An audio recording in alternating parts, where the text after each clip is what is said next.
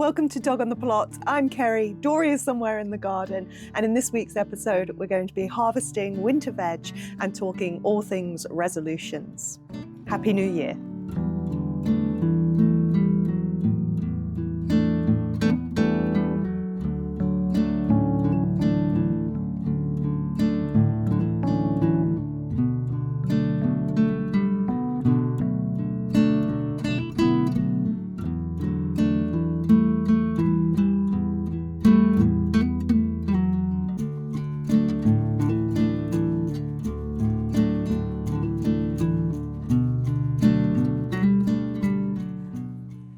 So the first thing I want to harvest, and I have been waiting all year for this, is the oca. So I've got a full bed of oca here, and I've got a little bit more in the longer bed at the back there, so we'll have a look at that one as well. I don't know that I want to harvest it all right now, but we'll see what comes out. I mean, here I am assuming there'll be anything to harvest, which I really hope there will.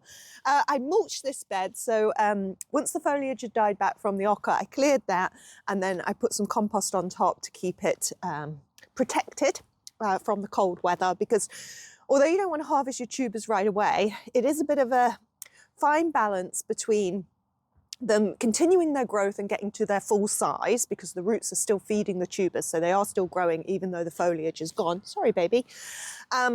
And avoiding rodents or slug damage or frost damage. So fingers crossed, we have avoided all of those things and we're going to get a nice little oca harvest. These were all my own tubers, so I didn't buy any new ones this year.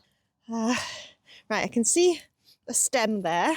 Oh, in fact, I can see a little oca. I don't want to get the fork through them. Oh, these are pink ones. Ah, yeah, that looks good. Some tiny ones. Tiny ones, Dory. Right, let's try and get the whole thing out. There we go. Oh, yeah. There's some nice size ones. Not too many on there, though. And then some tiny ones. Oh, that's quite good. Okay. Ah, that looks like it might be the original tuber, the seed oca. It's quite firm. Never really seen the seed oca before, but there's certainly a different colour. Right, that's that. There's another one. Okay. Oh, there's another root.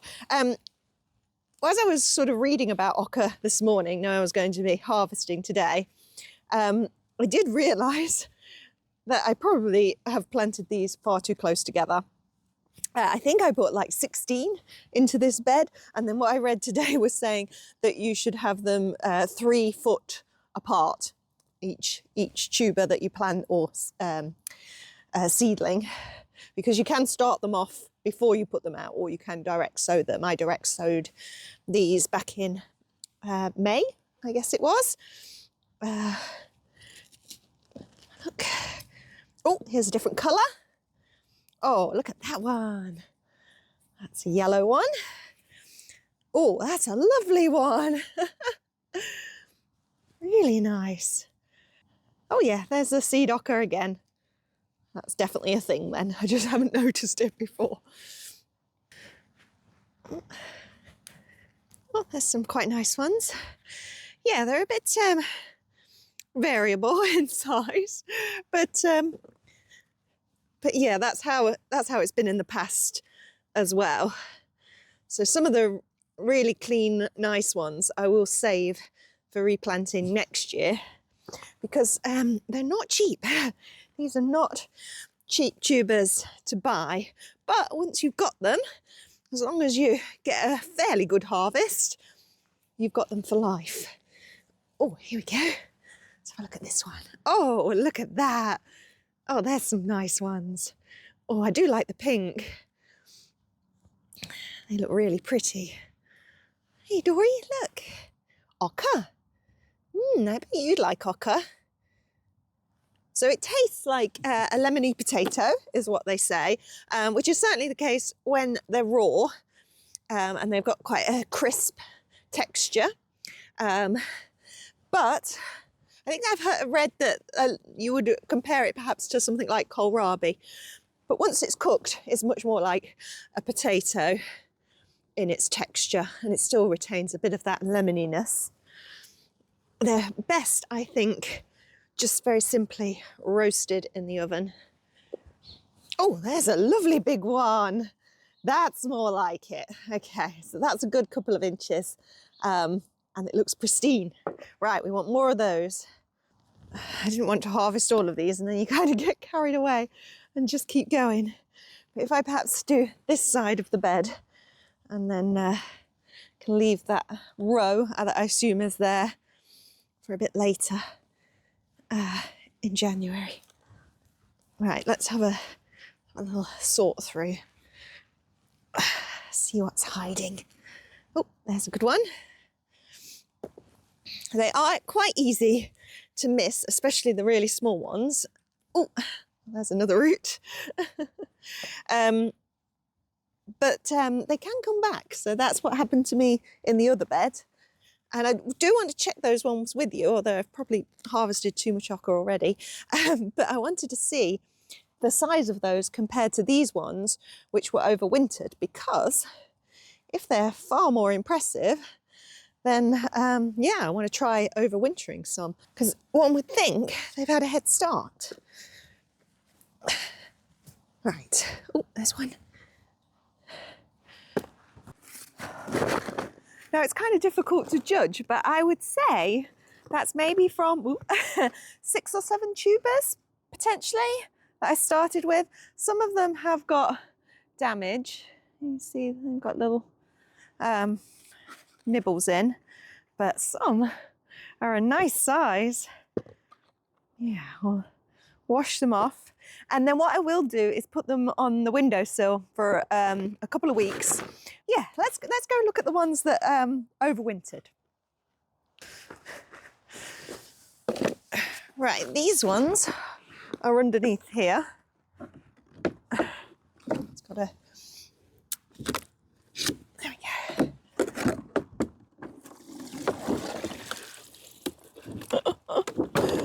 There we go. Right. Ooh. You know, I totally forgot about the beetroot that are under here. This one has all been nibbled away. This is the badger flame beetroot. Maybe we'll have a look at that in a moment. But this is the ocker. There's one sitting on the top. Oh, oh, check this out. How's that for a good size? Okay, let's get this one up. Now, there was one in here that was new, and the other two were the overwintered ones. I'm not sure how close... Oh, I forked that one now. Oh. I'm not sure how close it was to the end of the bed, but yeah, there were 3 plants in this one. Put those in their own tray. So we'll know exactly what we've got from 3 tubers in this bed. Okay. Ooh, there's another big one.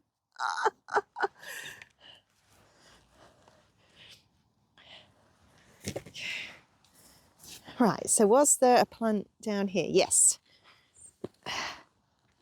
So that was an overwintered one. This is not an overwintered one. And there's not much on that one at all. Oh, it was incredibly tiny, if I remember. It was a teeniest tiny thing, and I didn't know if it would do anything, but it did grow a lot of foliage. Maybe dig a bit deeper. Oh. Whoops, story. No. Oh, there's one. It's a little one. So you will get something from a tiny tuber, but not an awful lot. So where was the... So that must be the other one. Oh yeah, you can see one there.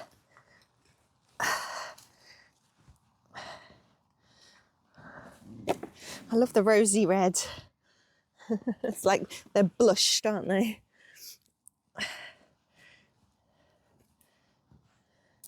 Well, these don't seem huge.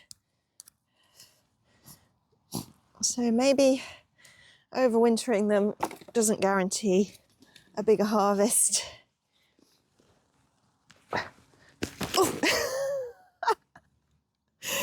Oh dear, making a mess.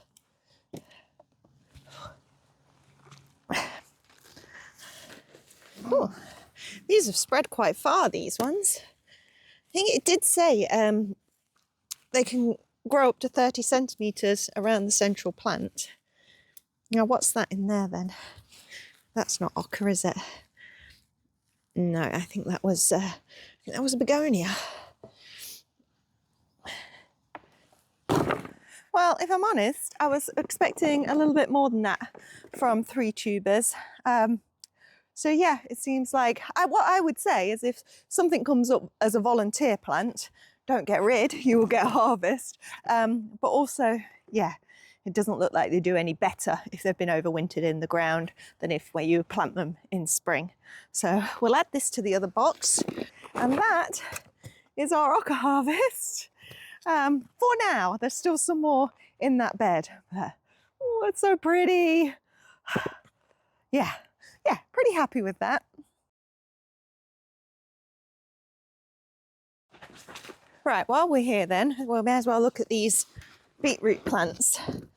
And this is probably a good one to talk about my first resolution, which is not a new resolution, because when I started to think about what my gardening resolutions would be for this year, I took a look at the ones that I made last year. And all of them still applied. And one of them was about being timely. And I'm really bad at this. I tend to plant things too late. Yeah, pretty much across the board, things go in too late. And I'd been following the Charles Dowding calendar, a bit late on that calendar. And I don't think that's what I want to do this year. Clearly, what works for Charles Dowding works for Charles Dowding. And I'm sure it works for a lot of people. But yeah, not me. So I'm going to make a list, I think, of when I do want to sow things, and try and keep to my own timetable this year, and see if that helps. Because if you don't, you end up with beetroot like that, which I know, Dory, you're not even bothered with that. This is the Badger Flame beetroot that was sent to me by Robin, and along with the garlic seeds, which were all right. I did okay with the garlic. But yeah, these needed a longer growing period than they got before the cold weather set in. That one's not too bad. But I did want to taste them because they're meant to be less earthy than regular beetroot. Not much there. Right, last one, Dory. Yeah. Oh, it's a shame. I probably shouldn't have multi-sown them as well, doing them late. That probably wasn't the best idea. Stop playing. Where's your ball? Go get your ball. Right, so that was not an impressive harvest, but this bed is now pretty much cleared. It's already been mulched. But yeah, we don't need these on here anymore. Oh, what I will show you though, at this end of the bed,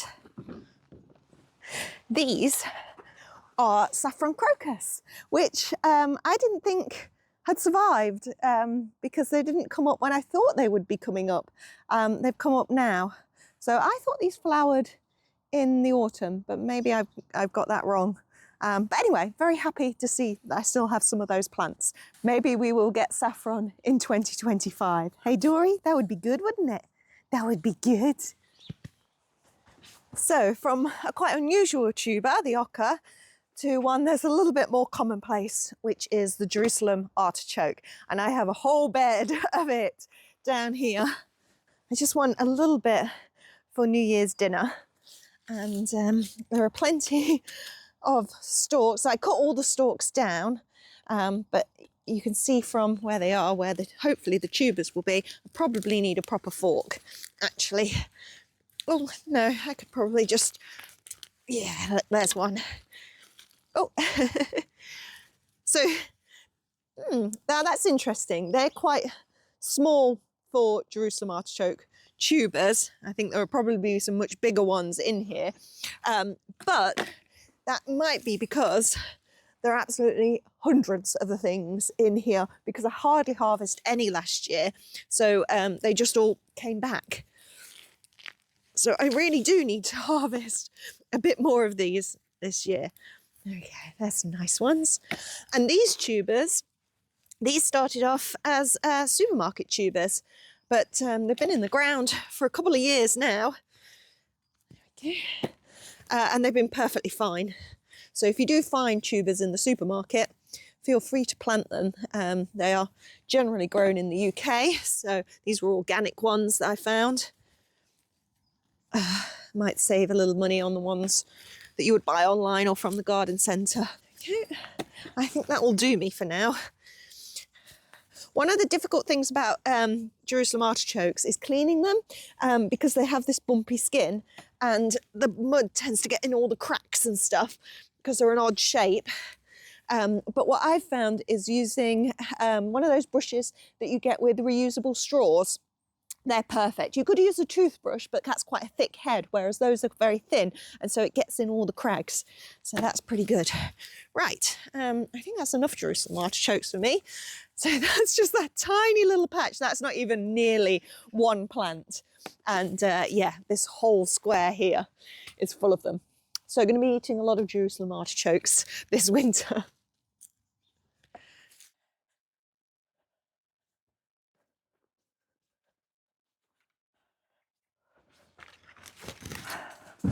Oh, it's getting a little bit rainy out there, so let's have a little reprieve in the greenhouse.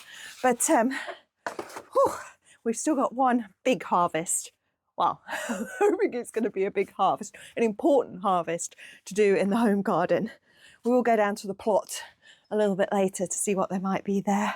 But it's such awful weather. It's been like this ever since Christmas. It's like just misty, damp fog. Yeah. It's oh, look at that. A little feverfew flowering in the greenhouse. I love these ones because look, the petal is a double. You see that? Is it focusing on that or me? There we go. Yeah, really pretty. Very pretty. That needs water actually. Probably everything in here needs a bit of a water. The salad bar bed is looking fine. Actually, there's some gaps.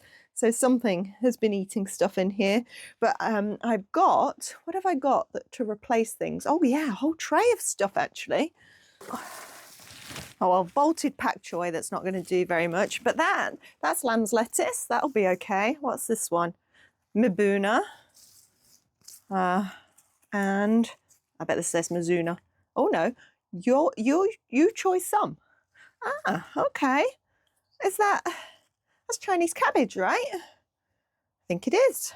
I've just bought a Chinese cabbage today at the supermarket.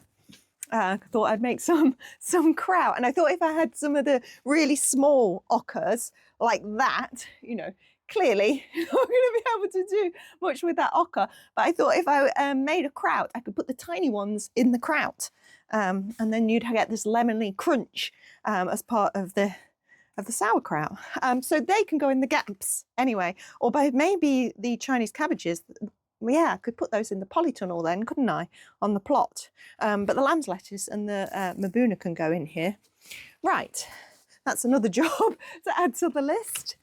Speaking of the plot, I was down there the other day and I did harvest some of my sarpo miro potatoes. So I've been keeping the potatoes in buckets in the polytunnel to protect them. And yeah, I tipped one out and it was an all right harvest in there. They weren't huge potatoes, but they were okay. So I was quite happy with that. So already done potatoes. What I also did while I was down at the plot was get a lot of my spring bulbs in that I still had left.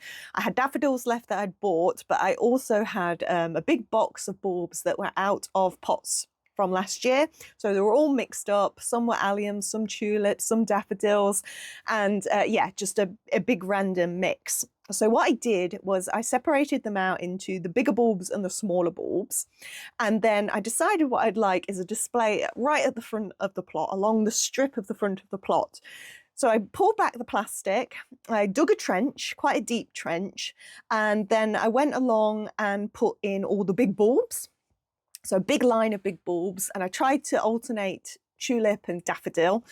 And then I backfilled a little bit, and then I put all the little bulbs on top and then did the rest of the backfill. So it's like a long strip bulb lasagna all along the front of the plot, and I think it's going to look fantastic.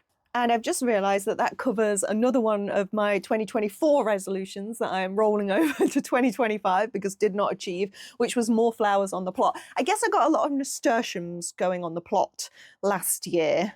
And the cosmos eventually came out, didn't it? We had a bit of Rebecca, but yeah, it wasn't quite what I had in mind. It's not what I'd envisioned. So for the new plot, that is definitely a priority. Lots and lots of flowers, all interplanted with the vegetables as well as part of that kind of polyculture that I'm going for. So yeah, there's another resolution, more flowers on the plot.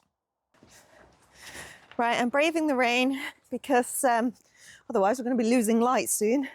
And if you've been with me for a while, you'll know what it is that I'm looking to harvest out of this bed. And it is parsnips. So I have not harvested any parsnips from this bed yet. I scatter sowed in here. A few came up. It was, I think it was year-old seed, and parsnip seed you are kind of meant to use fresh each year. But I can see a parsnip. Oh my God, I can see a parsnip and it's a good size. Dory, this might get exciting. Seems to be slightly on the squiff. So yeah, gloves on because the foliage can irritate. So we'll get rid of that. That'll go on the compost heap. I've got my fork because I don't know how easy it is going to be to get out, but you can, supposed to be able to push it down and pull it out. Pushing down. There we go. Here we are. Oh, it's coming. Oh.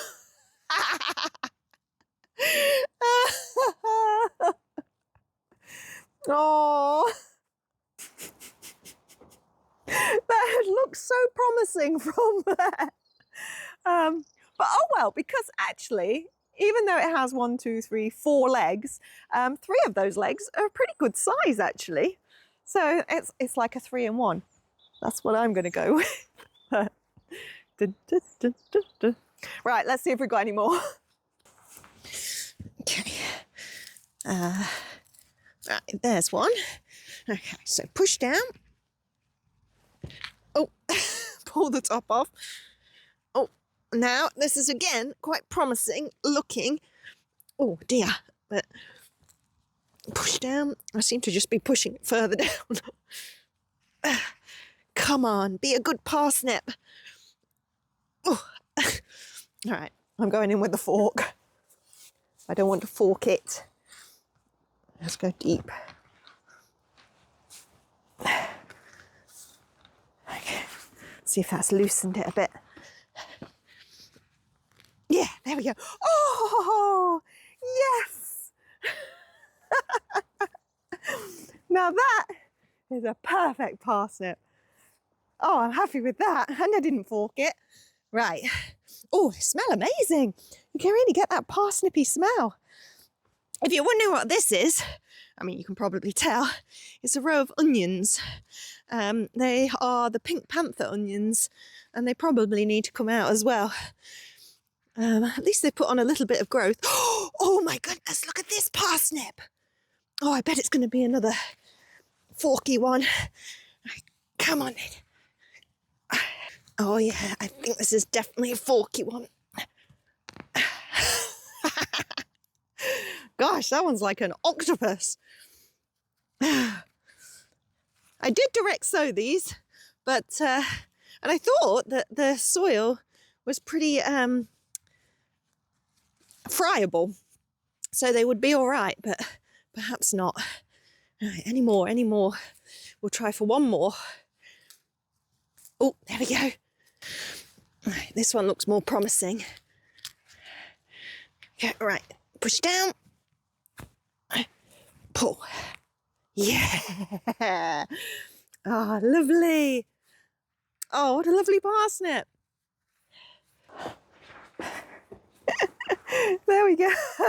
So 2 pretty good ones there, and then some funny ones.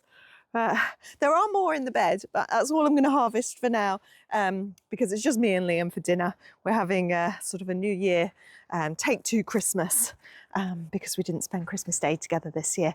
So I think that's plenty of parsnips just for the 2 of us. But yeah, I'm actually quite pleased with those.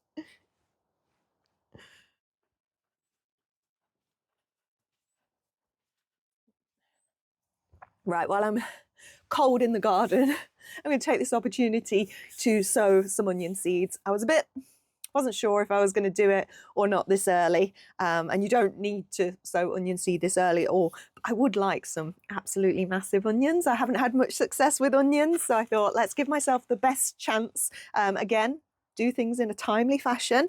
So I have got a couple of varieties that are good for early sowing. So I've got Elsa Craig and I've got Bedfordshire Champion. So I've tried Bedfordshire Champion before. I haven't had any success. I was just going to say I haven't had huge onions from those, but actually I had no onions from those because they all got eaten by slugs. The slugs were so bad last year that they would even eat onion seedlings. Oh, the other thing I've got is some spring onion. I've got the bunching ishikuru spring onion, which I did do early last year and worked well. So I am going to do that one again.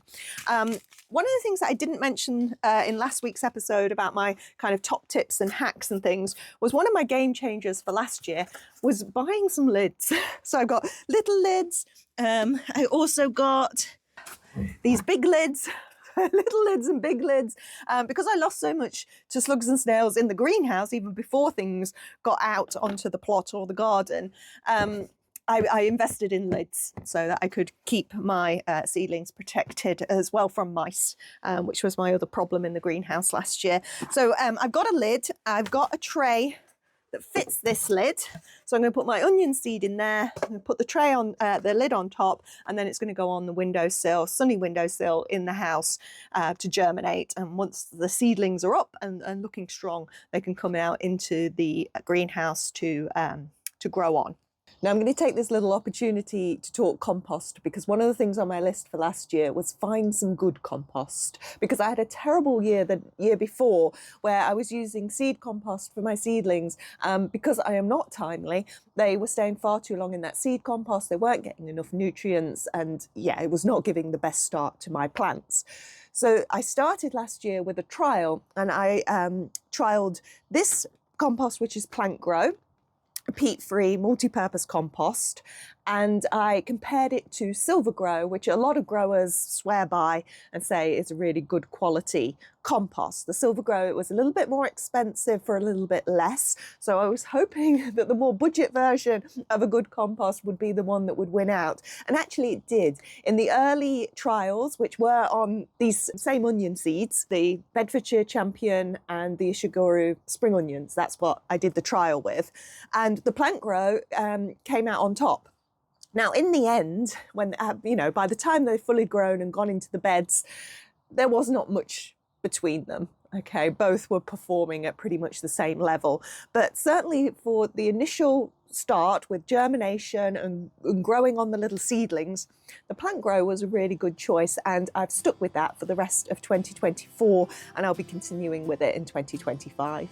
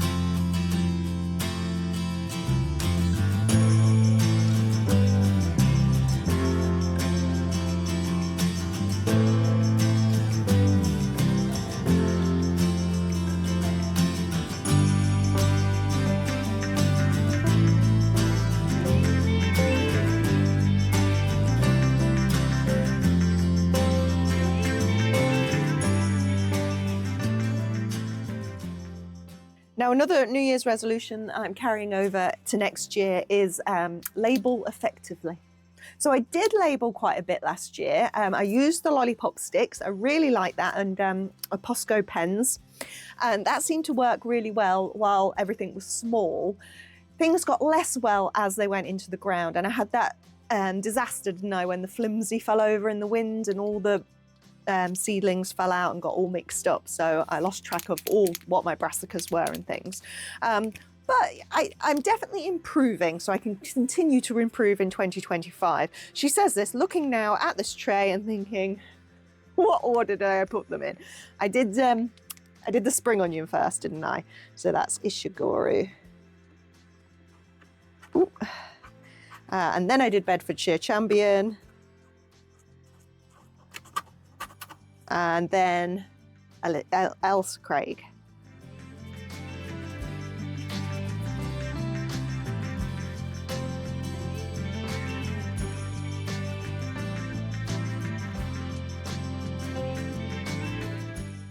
Okay, I haven't watered those because the compost is very moist. It's been out in here, it's very cold. So I'm going to get this into somewhere warm in the house, and hopefully we'll get some good germination on these onions. But this is the only thing that I'm sowing right now. So another carryover of resolution, something I failed miserably at last year, was little and often. Doing my sowing little and often. I tend to binge sow.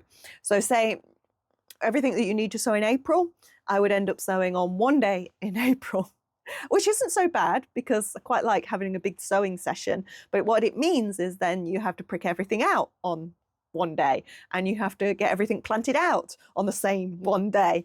And yeah, you just set yourself up for difficulties. So it was one of my resolutions for last year, little and often. I did not do that. I'm going to try again this year. And yeah, so that's it. Just onion seedlings for today. So there's our winter harvest so far. We've got the sarpo mira potatoes, the oca, parsnips, some teeny tiny beetroot, and we shall swing by the plot and see what we can add to it from there. Well, this is more like it, isn't it? Finally, that mist, that fog has lifted, and we've got even a bit of sunshine for the new year. So that's lovely.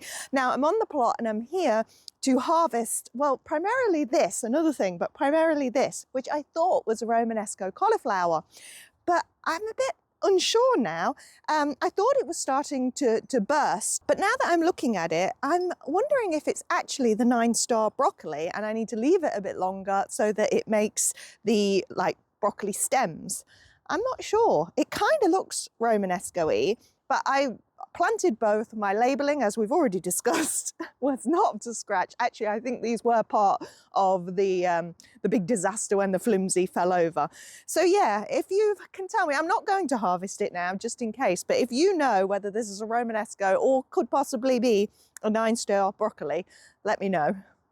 Now, the other thing I'm down here to harvest, which is over on Mark's side of the plot, is herbs. So he's got all this sage, there's thyme there, and there's rosemary at the back, all perfect herbs for winter cooking. So, can't find my snips, so I've only got scissors at the minute. But we shall take a little bit of this. Oh, yes. Oh, it smells like dinner. Right, a little bit of thyme. And lastly, some of this lovely rosemary.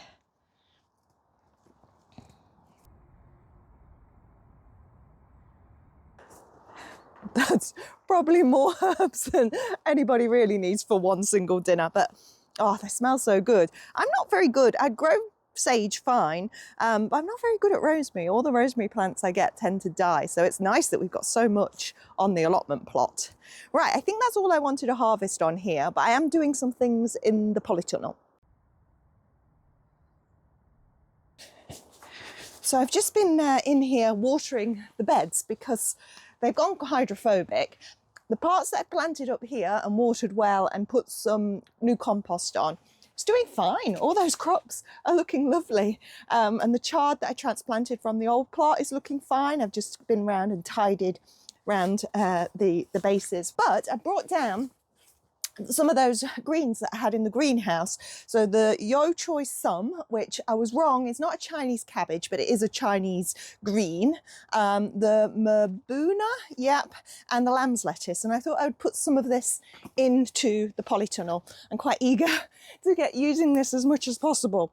So yes, but it was hydrophobic in here. So I've been watering all the beds in here, just watering the soil to try and get it to retain some of that moisture in readiness for the growing season next year. But yeah, even as I go like that, you can see how dry it is. I did have a little bit of bagged compost left, so that has gone on top here. And I've watered the seedlings well, so they're going in well watered, and then I'm going to water them once they're planted as well. So hopefully that will do the trick, but certainly the stuff on this side has done fine.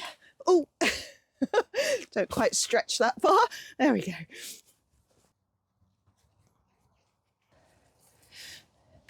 So as these aren't cabbages, they can be planted fairly close together, I imagine. That's what I'm doing. So the last thing in this tray is the lamb's lettuce or corn salad. And there's a space here. Oh, you can see actually. Yeah, the soil is so much better now. Yeah. Oh, that's good. That's good. Anyway, I'm going to put the lamb's lettuce in here between these lettuces.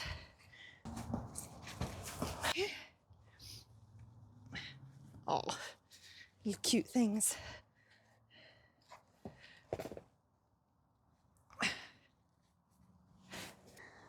Right, that was a good job done then. I'm glad I got those in. We've got our herbs. I'm leaving the Romanesco come 9-star broccoli. And I don't think there's anything to go up to the old plot for. I think the pigeons have had the brassicas that I left on that plot. But we do still have one more thing to harvest, but it's in one of my growing spaces that we haven't visited for exactly a year. So well done if you recognise this growing space, because it has been a full year since I last filmed here. And I know it's been a full year because I remember saying right here my New Year mantra, which I believe was less fervour, more savour. So that's what I was going for last year. But around mid-May, I think it just changed to survival. That was the 2024 mantra in the end. I think the year before that was go big or go home. It was the first year of the allotment, and I did that one. I really did. Now this year, I think it's got to be something more like balance. I've never struggled with work-life balance. I've always prioritized life, but I'm struggling a little bit with the balance in the garden. It, yeah, rather takes over, especially when you've got as many growing spaces as I have. So I think, yeah, I might be striving for balance this year. So let me know what it is that, or what your mantra is for 2025. But anyway, I'm in this growing space, which is Liam's garden, to harvest my last winter crop of 2024. Now, as you can see, there isn't much to Liam's garden. It is very much lawn. I have put in bamboo here. I've put a little acer in at the back here, and there's one of my Auntie Barb's silver birches in the corner there. And the other thing I planted up, actually, this needs a clear up. People throw rubbish over from the lane. But it's got an Asturian tree cabbage, which is looking absolutely magnificent. Better than the ones actually on my old plot now. So I'm going to get a couple of these leaves for our dinner. And the other thing that is amazingly still growing here is this Cavolo Nero kale. And it's just a shock that could still be alive. And it's testament to the warmth that a brick wall will provide, because that went in way earlier than this time last year, and it's continued to grow. It's an annual kale, and yet it keeps on going. So that's pretty amazing, isn't it? I mean, the Asturian tree cabbage is a perennial and, you know, should still be alive, but that Cavolo Nero should have been well over at some point in the summer last year. Anyway, I'm going to take a few bits of each of those ready for our dinner.